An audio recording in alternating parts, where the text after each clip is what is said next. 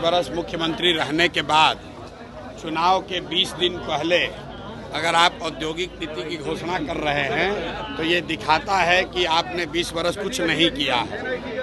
और ये दूसरी बात ये दिखाता है कि बिहार में जन सुराज का इतना डर है कि अब मोदी जी भी आकर पलायन की बात कर रहे हैं, तेजस्वी यादव भी पलायन की बात कर रहे हैं। पहली बार बिहार में पलायन की चर्चा हो रही है कि बिहार में पलायन कैसे रोका जाएगा। तो मैं बिहार के लोगों को आपके माध्यम से यही बताना चाहता हूं कि ये वानगी है। आप देखो, जन सुराज अभी जीता नहीं है।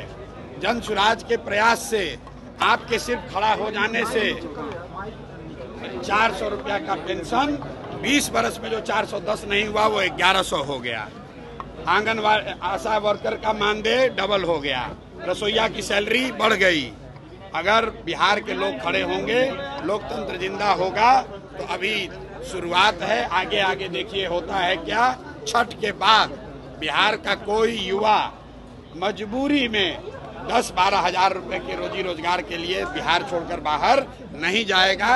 जन सुराज की व्यवस्था बनी और बनने जा रही है तो ये चीज लागू हो जाएगा। तेलंगाना के मुख्यमंत्री रेवंत रेड्डी जो है राहुल गांधी यादव के साथ घूम रहे हैं। सिवान से आज काफी लोग शामिल हुए हैं। वहीं का एक लड़का है इमरान है जो CNRC के आंदोलन में और दिल्ली दंगे के आरोप में जेल में बंद है। उसके बारे में आपको भाई, आज से करीब 6 महीना पहले जन सुराज ने एक नंबर जारी किया हुआ है कि किस समाज का कोई भी वर्ग, मुस्लिम साथी इंक्लूडेड, अगर उनके साथ कोई कानूनी तौर पर जाती हुई है या सरकार उनके साथ कुछ गलत कर रही है तो जन सुराज को संपर्क करें। जन सुराज अपने खर्चे पर अपनी ताकत लगाकर उनकी कानूनी और लोकतांत्रिक लड़ाई लड़ेगा।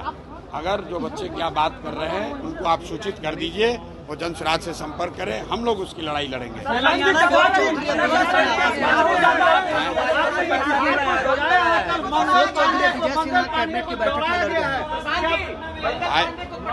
देखिए, ऐसा है, लोगों ने मान ली है क्या? देखिए, मैंने आपको पहले कहा है कि पिछले 3 वर्षों में पटना की सड़कों पर बिहार के लोग पीटे गए हैं।